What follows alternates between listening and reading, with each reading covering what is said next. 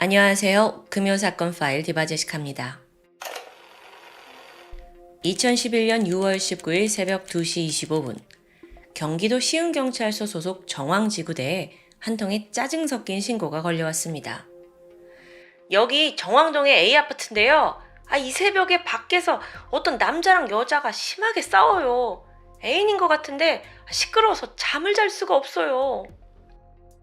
야심한 시각에 아파트 단지에서 쩌렁쩌렁 남녀가 다투는 소음이 불편하다라는 신고였어요. 근데 여러분, 사실 이런 정도의 민원 신고는 하루에도 여러 번 접수가 됩니다. 그만큼 경찰이 대수롭지 않게 여길 수도 있겠죠. 그래도 신고가 들어왔으니까 확인차 경찰이 해당 아파트 단지로 출동을 하게 되는데요. 도착해 보니까 예상보다 상황이 매우 심각했습니다.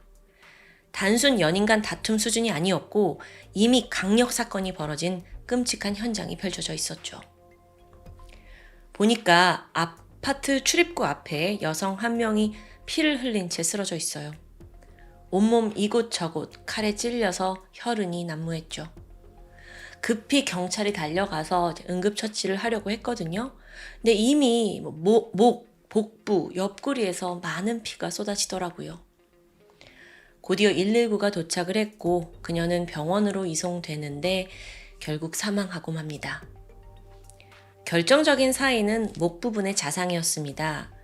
칼이 목 척추 안쪽까지 깊게 들어와서 신경과 동맥이 손상된 거예요. 워낙 공격이 급소를 관통하면서 피가 많이 뿜어져 나왔고요. 과다출혈에 따른 사망에 이르게 된 거죠. 한편 현장에 있던 경찰은 앞서 신고에서 남녀가 싸웠다라고 했었잖아요.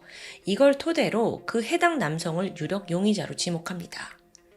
바로 현장 통제하고 그 남자 어디 있는지 수색을 하게 되는데 그는 이미 도주한 후였어요.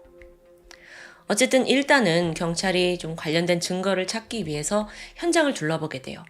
그런데 이때 문득 작은 종이 조각 하나가 눈에 들어왔습니다. 이런 거 정도는 단순한 쓰레기로 치부될 수도 있잖아요. 근데 노련한 형사는 직감적으로 이상함을 눈치챘죠. 만약 이게 바닥에 그냥 떨어져 있었거나 혹은 사건 외에 날아온 걸 수도 있잖아요. 근데 그렇다 하더라도 분명 지금 이 바닥에 난자한 이 피에 적셔져 있어야 맞습니다. 그런데 이 문제의 종이 조각은 오직 몇 개의 핏방울만 튀어 있는 상태더라고요. 즉 이건 범행 당시 피해자의 혈흔이 여기로 튀었다는 게 성립돼요. 아니 그럼 이 종이로 뭘 했다는 걸까요? 순간 경찰은 여러 가지 추리를 하게 됩니다. 그러다가 혹시 손이 미끄러지지 않게 범인이 이 종이로 흉기를 감쌌던 건 아닐까라고 생각을 했죠. 바로 국과수의 정밀 검사를 의뢰했고 경찰의 예상은 적중했어요. 그게 칼을 감싸던 종이더라고요. 여기엔 심지어 결정적인 지문까지 남겨져 있었죠. 신속하게 신원을 조회한 결과 27살의 남성 조 씨가 수면에 떠오릅니다. 조 씨와 피해자 무슨 사이였던 걸까요? 근데 그에 앞서서 오늘 사건의 피해자는 사실 대중에게 얼굴이 알려진 연예인이었습니다. 트로트계의 아이돌로 불리던 그룹 아이리스의 메인 보컬 23살 이은미 씨였던 거예요.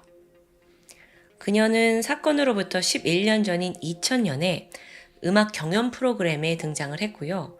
상당한 보컬 실력을 가지고 인기몰이를 하게 되는데 결국 이 프로에서 대상을 타게 돼요.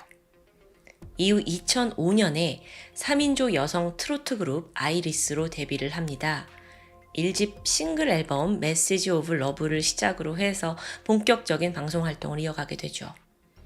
그러다 2006년에 멤버 한 명이 탈퇴하면서 2인 체제로 활동을 이어갔고요. 그 당시가 아직 트로트계의 젊은 세대가 많이 없던 때예요. 그러다 보니 신세대 트로트 가수다라는 타이틀로 불리면서 많은 사랑을 받았습니다. 한편 은미 씨는 그때 유행하던 싸이월드 미니 홈피를 통해서 팬들과 소통을 하곤 했습니다. 하루하루 일기를 남기기도 하고 또 방송 스케줄을 공유하기도 했죠. 그런데 사건 전 몇 달간 상당히 의미심장한 게시물들이 있었어요. 4달 전인 2월에 올라온 글을 좀 보면 조금만 참자. 조금만 참으면 하고 싶은 거 다 할 수 있어. 그리고 다시 시작하는 거야. 또 4월 14일에 남긴 게시글을 보면 항상 피곤하게 사는구나. 2달 있다가 열심히 운동도 하고 하나씩 하나씩 변하자. 이런 내용이었습니다. 당시 팬들은 이런 메시지들이 은미 씨 자신에 대한 다짐이거나 희망적인 메시지 정도로 생각할 수도 있어요. 근데 조금만 더 자세히 들여다보면 이상함이 좀 느껴지죠. 특히나 조금만 참자? 항상 피곤하게 산다? 이런 표현은 뭔가 괴로움에 있는 듯, 그걸 호소하는 듯한 느낌이잖아요. 그럼 은미 씨가 그 누구에게도 말하지 못한 괴로움이 뭐였을까요? 그게 비극적인 사건이 벌어진 후에야 밝혀집니다. 지난 2010년 11월 은미 씨는 중학교 동창의 소개를 통해 한 남성을 만납니다. 그게 조 씨였어요. 두 사람은 대화가 잘 통했고요. 6개월 정도 교제를 이어가게 돼요. 이 조 씨라는 남성은 겉으로 봤을 때 외모가 준수하고 또 세심하고 다정한 성격을 가졌습니다. 데이트를 하던 시절에 이런 거에 매력을 느껴서 사귀기로 한 거예요. 그런데 막상 연인 관계가 되고 나니 조 씨는 돌변했습니다. 이 남자가 매일같이 만나자고 연락을 하고 또 과할 정도로 여자친구 일에 사사건건 참견을 하는 거예요. 예를 들어서 누구야? 어디에 있어? 누구와 뭐 하는지? 누굴 만나는지 매 순간 1분 1초를 보고 받아야 직성이 풀리는 겁니다. 그런데 은미 씨는 직업 특성상 방송 쪽 관계자 그 외에도 많은 사람들과 연락을 주고받아야 하잖아요. 근데 그것도 불평이라는 거예요. 은미 씨는 점점 남자친구의 집착에 숨이 막혔어요. 아니 그러지 말아라. 이건 다 일적인 연락이다 라고 몇 번이나 얘기를 해도 소용이 없습니다. 오히려 조 씨는 우리가 진지하게 결혼을 조건으로 만나는 사이인데 내가 이 정도 간섭도 못하냐? 라는 식이에요. 그런데요, 애초에 은미 씨 생각은 좀 달랐습니다. 아직 23살이라는 어린 나이, 방송을 시작한 지도 몇 년밖에 되지 않았어요. 완벽한 이상형의 남자를 만났다고 해도 결혼은 좀 시기적으로 망설여지죠. 더구나 조 씨와는 더 아니고요. 결국 지치고 지친 은미 씨가 남자친구에게 이별을 통보하거든요. 근데 조 씨가 이걸 전혀 받아들이지 않아요. 여자친구의 마음은 그냥 깡그리 무시한 채 혼자만의 비이성적인 망상에 빠지기 시작하죠. 수시로 찾아와서 재결합을 요구합니다. 미치고 팔짝 뛰어요. 그러니까 어느덧 은미 씨는 주변 친구들한테 남자친구랑 헤어지고 싶은데 너무 힘들다. 괴로움을 토로하기 시작했습니다. 자, 다시 현장으로 돌아와서 여기까지 두 사람의 관계를 파악한 경찰은 아파트 CCTV를 수거했고 그 사건 당일을 재구성해봅니다. 먼저 신고가 접수되기 10분 전인 19일 새벽 2시 15분이에요. 이 새벽에 은미 씨가 일을 마치고 집으로 귀가하고 있었어요. 엘리베이터 누르고 기다리던 중이었는데 갑자기 조 씨가 등 뒤에서 나타납니다. 앞을 가로막고 이야기 좀 하자며 팔을 잡아 끌어요. 근데 그걸 은미 씨가 뿌리치려고 하자 더 강하게 붙잡더니 아파트 출입구 밖으로 끌고 나왔죠. 이후 두 사람 사이에 실랑이가 벌어지는데 그러다가 조 씨가 칼을 꺼내서 그녀를 살해한 겁니다. 이걸 확인한 경찰이 즉각 조 씨의 자택으로 출동했어요. 하지만 앞서 말한 대로 그는 이미 도주한 후였죠. 그래서 바로 핸드폰 위치 추적을 시도하거든요. 근데 조 씨가 이걸 다 예상했는지 핸드폰을 집에 두고 갔더라고요. 경찰이 그 핸드폰을 수거해서 사용 내역을 하나하나 확인하는데 보니까 범행 직후에 어머니와 친구한테 문자를 보낸 내역이 남아 있습니다. 그 내용은 내가 방금 사람을 죽였어.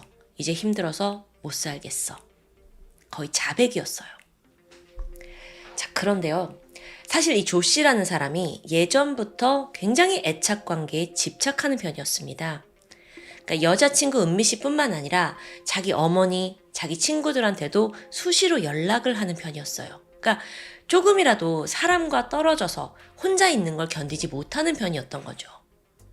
어라? 근데 경찰 입장에서는 이 조 씨가 그런 성격이라면 과연 모두와 연락을 딱 차단하고 계속 도주할 수 있을까? 라는 생각이 든 거예요.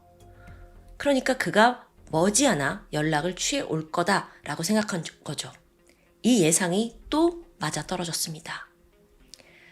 사건 발생 다음 날인 6월 20일 새벽 2시, 도주하고 있던 조 씨가 다른 사람의 핸드폰을 빌려서 어머니에게 전화를 걸어왔어요.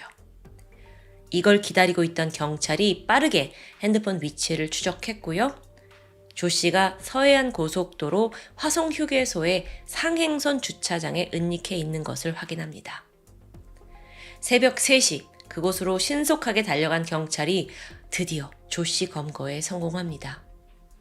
체포 당시에 그는 고개를 푹 숙인 채 순순히 경찰을 따라 나섰어요. 조사에도 잘 협조하면서 살인 인정했고요.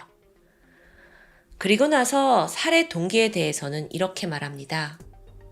은미랑 결혼까지 생각했는데 최근에 갑자기 헤어지자고 하니까 너무 열받아서 죄송합니다. 근데 여러분, 여기서 우리가 헷갈리지 말아야 할 사항이 있어요. 결혼까지 생각했던 사이다? 이건 전적으로 조 씨의 일방적인 생각이잖아요. 게다가 신문을 더 해보니까 여자친구한테 다른 남자가 생긴 게 분명하다라는 망상에 이미 빠져 있더라고요. 근데 정작 은미 씨가 바람을 핀다는 증거는 나오지 않고요. 게다가 조 씨는 열받아서 욱해서 저지른 우발적인 살인을 주장합니다. 맨날 나오는 레파토리죠. 근데 이게 맞을까요? 경찰 조사를 해보니까 범행 전날인 6월 18일 밤 10시 조 씨가 자기가 일하던 중고차 매장 근처 상점에 갔고 거기서 흉기, 과도를 구입합니다. 흉기 미리 산 거예요. 그리고 그 길로 은미 씨가 사는 아파트로 갔고요. 2-3시간 정도 엘리베이터 옆 계단에 앉아서 그녀가 올 때까지 잠복했어요. 그러다 새벽 2시 15분쯤 은미 씨가 귀가를 했죠. 그녀와 마주하게 된 조 씨는 은미 씨를 밖으로 끌고 나갔고 날카로운 과도로 그녀를 65차례나 무참히 찔러 살해한 겁니다. 이게 우발적인 범행이라고요? 한편 범행 직후 그는 자택으로 돌아가서 먼저 피가 묻은 옷을 갈아입었습니다. 근데 그제서야 현실감이 돌아왔는지 겁에 질려가지고 자기 엄마와 친구한테 문자를 보내더라고요. 근데 또 이 와중에 경찰 추적 피해야 하니까 핸드폰은 집에다 두고 도주를 한 거죠. 그렇게 정처 없이 걷던 조 씨가 또 이때 마침 열쇠가 꽂혀있는 대형 화물차 한 대를 발견해요. 그대로 2차 훔쳐서 도주를 했고요. 서해안 고속도로 따라 이동한 거예요. 하지만 자기도 도난 차량을 계속 볼 순 없잖아요. 그래서 이 차 버리고 고속버스로 갈아타서 고향인 전북 고창으로 도주하려고 했습니다. 그러던 와중에 너무도 불안한 마음에 전화 빌려서 어머니한테 전화를 딱 했는데 이걸로 덜미가 잡힌 거예요. 그렇게 체포가 된 후 수사가 시작되는데요. 경찰은 2가지, 흉기 미리 준비한 거, 그리고 피해자가 돌아오기 기다리고 있던 점, 이걸 들어서 이건 계획적 범행이다 라는 것을 주장했어요. 검찰도 당연히 동의를 했고 무기징역이 마땅하다라고 구형을 했죠. 재판이 시작되는데요. 자, 1심 재판 결과 징역 20년이 일단 선고됩니다. 근데 검찰은 아니다 20년 더 줘야 된다. 즉각 항소해요. 2011년 12월에 항소심이 열리는데 여기서 검찰은 피해자를 60번 이상 칼로 찔른 그 잔인함, 그걸 계속 강조했어요. 그래야 더 형량을 이제 받을 테니까요. 게다가 유족들도 딸을 살해한 조 씨를 전혀 용서할 마음이 없다라는 것도 지적을 했고요. 자, 한편 범인 조 씨는 재판 내내 고개를 들지 못했습니다. 그러다가 검사 쪽 변론이 끝나자 갑자기 막 흐느껴 우는 모습을 보여요. 사랑하는 은미와 가족들에게 미안하다, 씻을 수 없는 고통을 줘서 죄송하다, 고개를 조아렸죠. 그리고 여기에 더해 위로금 명목으로 1,000만 원을 유족들에게 공탁하거든요. 자, 여기서 조금 설명을 더 드리자면 유족에게 돈을 공탁한다, 이 행위, 이걸 법원이 어떻게 해석하냐면 이것 자체만으로도 좀 반성의 표현을 한 거다라고 판단해요. 그러니까 범인, 피의자 입장에서는 사실 형량을 좀 줄이기 위한 선제 조치로 머리를 쓴 걸 수도 있죠. 그런데 만약 유족이 합의를 거절하면요? 근데 그렇다 해도 이게 판사 입장에서는 범인이 반성 의지를 가지고 있고 또 유족들에게 어떤 성의를 보였다라는 인상을 받을 수 있는 겁니다. 근데 이 전략이 먹혔어요. 재판부는 조 씨가 초범이고 또 반성을 하고 있다라고 판단을 했고요. 결국 원심보다 3년이 낮은 징역 17년을 선고합니다. 그렇게 조 씨는 현재까지 복역 중이에요. 마지막으로 은미 씨의 유해는 경기도 용인 처인구 소재의 한 추모공원에 안치되었습니다. 사건 후에 유족과 지인들 모두 힘든 시간을 보냈어요. 특히나 이은미 씨의 동생은 하루아침에 언니를 잃었다는 그 황망함에 너무도 힘들어 했는데요. 언니를 대신해서 이제 관리를 하고 있던 그 싸이월드에 장례 일정 공유하면서 언니에 대한 그리움을 표현했습니다. 참고로 은미 씨가 메인 보컬이었고 리더였던 그 그룹 아이리스는 사건 이후 해체되었습니다. 이은미 씨 사건은요, 그 당시에 연예인이 헤어진 남자친구에게 살해당했다라는 화제성 때문에 연일 보도가 되었습니다. 그리고 이 사건으로 여성들의 불안감은 증폭되었죠. 가장 안전해야 할 내 집 앞에서, 그것도 가장 믿었던 전 연인에 의해 무참히 살해당한 사건인데, 이 스토리 어딘가 익숙하지 않으신가요? 지금도 계속되고 있잖아요. 여러분도 잘 아시겠지만 연인에 의한 데이트 폭력, 이별 살인 하루가 멀다 하고 보도됩니다. 한때 가장 사랑했던 사람이 당신을 살해한다? 이거 생각만 해도 너무 끔찍하죠. 그런데 거듭되고 있는 이 사건에 우리는 어떤 보호망을 가지고 있을까요? 아니, 보호망은 고사하고 경찰에 신고를 해도 여전히 안일하게 받아들이기 일쑤입니다. 결국 피해를 막기 위해서 우리 스스로가 조심해야 한다라는 결론에 도달하는 게 정말 씁쓸한 현실입니다. 지금까지 금요사건 파일 디바제시카였습니다. 안녕하세요. 금요사건 파일 디바제시카입니다. 2013년 12월 18일 저녁 8시 서울의 가장 중심지인 강남구 신사동에서 근처에 거주하고 있던 주민 A씨가 저녁을 먹고 산책할 겸 동네를 돌고 있었습니다. 그러다가 저쪽 건물에서 막 급하게 뛰어나오는 남성 한 명을 마주치게 돼요. 짧은 스포츠 머리에 짙은 쌍꺼풀을 가진 20대 초반의 남성이었습니다. 그런데 A씨와 눈이 마주친 그가 대뜸 묻습니다. 제 얼굴에 뭐 묻었어요? 갑작스러운 상황이에요. A씨는 아니요 라고 대답을 했고 이후 남성은 안심한 듯 어디론가 달려가기 시작합니다. 그 뒷모습을 지켜보다가 주민 A씨가 문득 이상함을 느꼈어요. 그 당시는 12월 한겨울인데 이 남자가 특이하게도 신발을 신지 않은 맨발 차림이었기 때문입니다. 그리고 얼마 지나지 않아 경찰서에 제보 전화가 걸려옵니다. 수화기 넘어 중년 여성이 떨리는 목소리로 힘겹게 말했죠. 제 아들이 사람을 죽인 것 같아요. 경찰은 즉각 강남구 신사동의 건물로 출동해요. 여긴 앞서 주민 A씨가 그 수상한 남성을 목격한 장소이기도 했죠. 이 현장에 도착한 경찰은 건물 3층 비상계단에서 심상치 않은 박스를 하나 발견합니다. 파란색 플라스틱으로 된 이삿짐 박스인데 테이프로 꽁꽁 밀봉이 돼 있더라고요. 그리고 주변엔 다량의 혈흔이 발견되었죠. 서둘러 테이프를 뜯어내는데 안에는 끔찍한 상태의 여성 사체가 발견됩니다. 칼로 얼굴과 목 부위를 집중적으로 공격당했고 추후 밝혀진 사인은 과다출혈로 인한 쇼크사였습니다. 해당 피해자는 당시 34살의 조은혜 씨.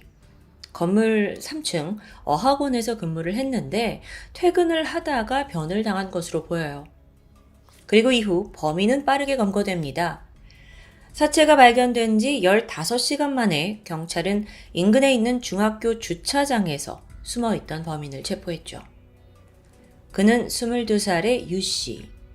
유 씨는 순순히 자신의 범행을 인정했어요. 그리고 살인을 왜 했는지 그 이유에 대해서도 일관된 주장을 펼쳤죠.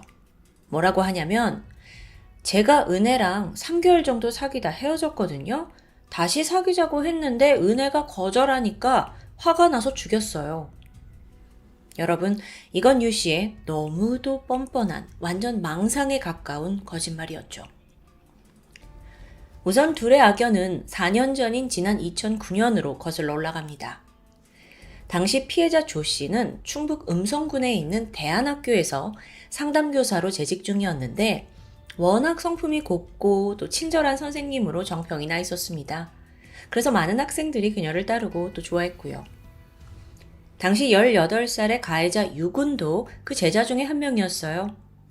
진로 상담을 시작으로 조 씨와 만났는데 그게 점점 이 선생님에게 어떤 감정을 키워가게 된 겁니다. 이성적으로 느끼기 시작한 거죠. 물론 한 번쯤은 다들 학창시절에 선생님을 좋아했던 기억이 있어요. 하지만 유군의 경우는 좀 다릅니다. 거의 광기 어린 집착을 보였기 때문이에요. 그 단적인 예로 하루에도 수십 번 선생님 조 씨에게 너무 좋아한다 이렇게 마음을 고백하는 이메일을 보냅니다. 개인 번호로 전화를 하거나 문자를 보내는 것도 다반사였죠. 이게 꽤 무례하잖아요. 근데 이제 선생님은 얘가 어려서 그러려니 하면서 좀 잘 달랬다고 해요. 근데 유구는 선생님한테 답이 없으면 급폭발하면서 막 욕설을 날리는 거예요. 도를 완전히 넘은 거죠. 게다가 퇴근길에 그녀의 집을 따라오기도 합니다. 선생님은 최대한 점잖게 나무랐어요. 너와 나는 선생과 제자지 이런 관계가 될 수 없단다. 난 너한테 제자 이상의 감정이 없어. 설득을 했지만 유군의 감정이 좀처럼 사그라들지 않습니다. 이건 거의 스토킹에 가까웠죠. 결국 참다 못한 선생님은 학교에 이 사실을 알리게 되거든요. 그리고 바로 유군의 부모에게도 이 사실이 전달되죠. 결국 그 학생은 이걸 계기로 학교에서 자퇴하게 되는데 이게 스토킹을 막을 수 있는 해결책은 아니었습니다. 유군이 자퇴한 후에도 선생님에 대한 집착을 멈추지 않았으니까요. 그러던 2011년 2월 유군은 이번에 학교 측에 직접 이메일을 보냈어요. 그 안에 자신이 사실 조 선생님과 교제를 하고 있었다라는 허위 사실이 담겨 있습니다. 동시에 선생님한테도 막 수백 통의 이메일을 보내는데 여러분 그 제목이 아주 가관입니다. 너는 내 아기를 가져야 한다. 이게 이메일 제목이었으니 내용은 안 봐도 뻔하죠. 결국 조 씨는 극심한 고통을 호소하다가 이걸로 이제 정신과까지 다니게 돼요. 그러면서도 너 계속 이러면 내가 경찰에 신고한다 라고 따끔하게 경고했어요. 근데 유구는 멈추지 않았고 끝내 넘지 말아야 할 선을 넘고 말았죠. 2월 8일입니다. 그날 사건이 발생했는데 유군이 이 선생님 집 앞에서 기다립니다. 근데 이때 손에는 20cm짜리 쇠막대기가 들려 있었죠. 철컥 하고 이제 아무것도 모른 채 선생님이 문을 열고 집을 나가려는 순간 기다렸다는 듯 유군이 선생님을 밀고 다시 집 안으로 끌고 들어갑니다. 안에서 목을 조르고 강간을 시도해요. 조 씨가 막 살려달라고 울며 애원했죠. 그러자 범인이 마음이 약해진 걸까요? 손에 힘을 풀고 순순히 그녀를 놔줬습니다. 조 씨는 간신히 빠져나왔고요. 그런데 이때 사실 이거 명백한 강간 미수 범죄잖아요.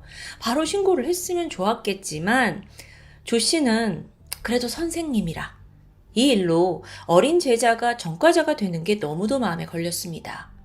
늘 배려하고 베푸는 걸 미덕으로 삼았던 사람이에요. 결국 그녀는 신고하는 대신에 유군의 부모와 만나서 좀 부딪혀보기로 결심합니다. 만나서 지금 아드님이 정상이 아니다. 나한테 이런 위협을 했다. 바로 병원에 데려가야 한다. 라고 권유했죠. 자기를 성폭행하려고 했던 학생을 용서하고 미래를 걱정해 준 건데 대단하죠. 다행히 부모 또한 행동에 옮겼습니다. 2월 16일, 그러니까 사건 일주일 만에 한 대학병원으로 아들을 데리고 가요. 정신과에 갔죠. 그랬더니 망상장애를 진단받는데요. 상담을 해보니까 이 유구는 선생님도 나를 좋아하고 있다라고 완전히 단단히 착각에 빠져 있었어요. 이후 즉각 입원 치료가 시작됐고 3개월이 지나 유구는 퇴원합니다. 그리고 2011년 5월 유구는 미국행 비행기에 올랐습니다. 그러니까 부모가 아예 아들을 멀리 떨어진 미국에 보내기로 한 거예요. 이건 유군 집안이 어느 정도 부유해서 할 수 있었던 대처였겠죠. 근데 이게 도피 유학? 아니 좀 회피 유학 같습니다. 어쨌든 그는 미국 대학에 들어가서 간호학을 전공하게 되는데 이제는 좀 평범한 일상으로 돌아왔는가 싶었죠. 근데 아니요. 실상은 정반대였습니다. 오히려 그는 아무런 감시도 방해도 없는 이 타국에서 조 선생님에 대한 망상, 집착을 더 키워나가요. 어떤 방식이었냐면 매일매일 이 조 씨의 SNS를 스토킹합니다. 누굴 만났는지, 뭘 하는지, 누구와 친한지 다 일상을 훔쳐봤죠. 근데 이게 지속되면서 이 유 씨가 어느새 내 인생이 저 선생님 때문에 불행해졌다라고 믿게 된 거예요. 완전 망상에 망상을 더하는 거죠. 그러던 2013년 7월 유학 2년 만인데 잠시 그가 한국에 방문을 합니다. 그리고 이때 동창회에 참석해요. 오랜만에 만난 친구가 뜻밖의 이야기를 전했죠. 이게 어쩌면 사건의 발단이라고 볼 수 있는데요. 야야, 너 들었냐? 조 선생님 결혼한대. 근데 여러분 사실 이건 사실이 아니었습니다. 이 친구가 유 씨가 여전히 선생님을 계속 좋아하니까 이게 좀 위험하니까 마음을 좀 접길 바라는 마음에서 일부러 거짓말을 흘린 거예요. 근데 이걸 들은 유 씨는 곧장 얼굴이 빨개지면서 막 손을 부들부들 떨었습니다.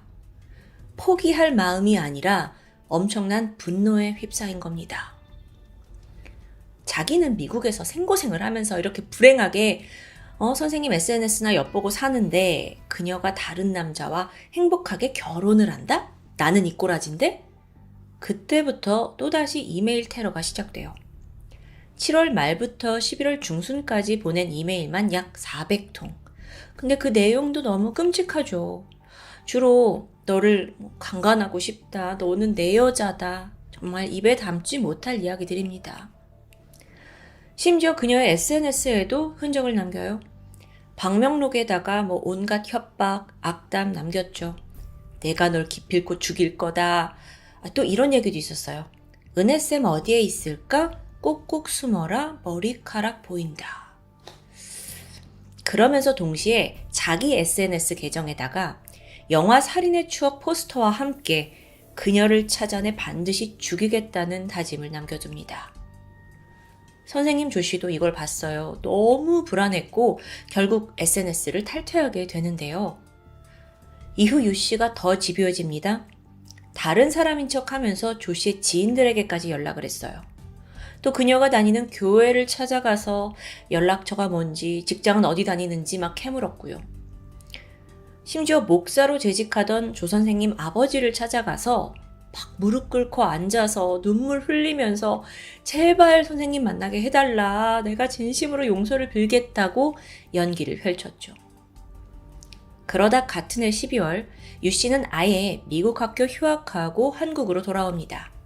그리고 막 미친 듯이 뒤진 끝에 이 선생님의 새로운 근무지를 알아내요. 거긴 강남에 있는 어학원이었습니다. 이때 유 씨가 친구에게 보낸 문자가 있는데 조은혜 찾았다. 너무도 섬뜩한 내용이었습니다. 그리고 친구도 곧장 선생님한테 연락을 해줘요. 선생님 어떡해요? 걔가 선생님 어디서 일하는지 알았나 봐요. 그런데 이 연락을 받은 지 불과 하루 만에 그녀는 다시 제자 유 씨와 맞닥뜨립니다. 사건 당일인 2013년 12월 18일 속에 과도를 품은 채 유 씨는 강남구 학원 건물 근처를 어슬렁거렸습니다. 그녀가 나오길 기다린 거죠. 그러다 저녁 7시 15분쯤 조 씨가 아무것도 모른 채 1층으로 걸어 나오는데 여기서 딱 자기를 기다리고 있는 이 제자 유 씨와 마주해요. 식은땀이 나고 막 겁에 질렸죠. 그래도 침착하게 오랜만이네.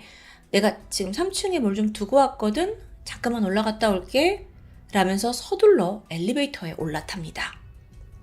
그렇게 엘리베이터가 2층, 3층으로 올라가는데 이때 유 씨는 미친 듯이 계단으로 그녀를 따라갔어요. 그래서 땡 하고 엘리베이터 문이 열리자마자 칼을 들고 있는 유 씨가 서 있습니다. 여기서 그는 망설임 없이 선생님을 공격했어요.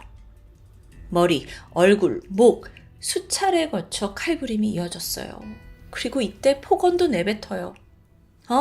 꼴 좋다. 네가 나 만만하게 봐서 이렇게 된 거다. 이러고 공격하고 찌르고 걷어찼죠.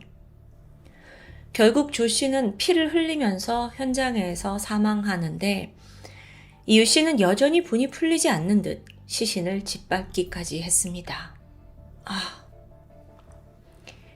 이후 그가 시신을 처리하는 과정 또한 상당히 특이합니다. 이삿짐용 플라스틱 박스에다가 시신을 담더니 인근 편의점에 가서 생수와 테이프를 사오거든요. 이 물을 막 뿌려가지고 박스를 깨끗하게 닦아요. 피를 닦아내는 거죠. 그리고 테이프로 꽁꽁 봉해서 그대로 이 건물의 계단 아래에 방치한 겁니다.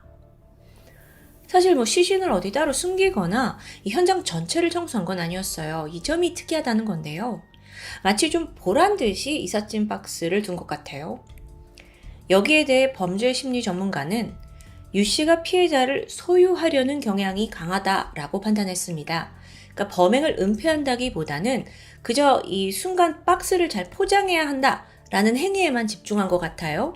그러니까 어떻게 처리하지? 라는 감정이 아니라 너는 이런 방식으로 이제 내 거가 됐다.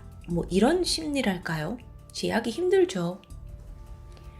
그 다음으로 범인은 피해자 핸드폰으로 가까운 지인에게 전화를 걸었습니다. 그리고 자신이 사람을 죽였다고 자백해요. 지인이 곧장 이 범인의 어머니에게 알려줬고 밤 10시 30분 어머니가 경찰에 신고를 하면서 이 끔찍한 범행이 세상에 드러나게 되죠. 사건 발생 15시간 만에 체포된 유 씨는 살인 및 강간미수 혐의로 재판에 넘겨졌습니다. 하지만 그 과정에서 유가족들 또한 엄청난 고통을 겪어야 했습니다. 그건 바로 유 씨 부모의 뻔뻔한 태도 때문이었는데요. 이들은 수사 내내 유가족에게 사과를 하지도 않고 단 한 번도 연락을 하지 않았다고 해요. 사실 과거에 이 피해자 선생님을 아는 사이였고 또 상담도 했었는데요. 그러다 재판이 시작되니까 돌연 이 유가족이 있는 교회로 연락을 취해왔습니다. 대뜸 1억 원을 헌금하겠다고 제안했죠. 그러면서 하는 말이 애아빠 직장만은 건들지 말아주세요. 그러니까 이 1억 원이 약간 합의금 쪽으로 건네려고 하는 것 같은데 완전히 자기 자신만 방어하겠다는 태도죠. 근데 또 이러면서 망언을 내뱉습니다. 숨진 피해자 조 씨가 순교를 한 거다? 이런 말을 했다는 거예요. 이건 부모도 제정신이 아닌 거야. 유가족 측은 분노했고 그쪽에서 온 제안 다 거절하면서 이후 연락은 끊겼습니다.